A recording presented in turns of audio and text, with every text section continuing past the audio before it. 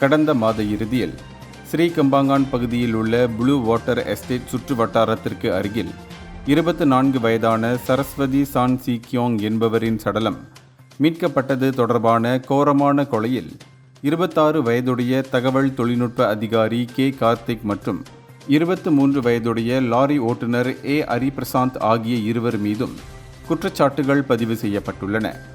இன்று பட்டாலிங் ஜெயா மஜிஸ்ட்ரேட் நீதிமன்றத்தில் இவர்கள் இருவர் மீதும் கொலை குற்றச்சாட்டு பதிவு செய்யப்பட்டது.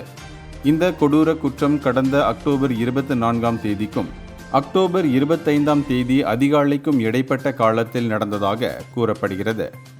இந்த வழக்கு உயர் நீதிமன்றத்தில் விசாரிக்கப்பட உள்ளதால் அவர்களிடம் குற்ற ஒப்புதல் வாக்குமூலம் எதுவும் பதிவு செய்யப்படவில்லை.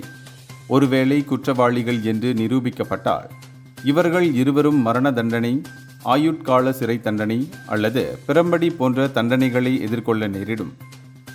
இந்தியர்களின் இதய குரல் மக்களோசை.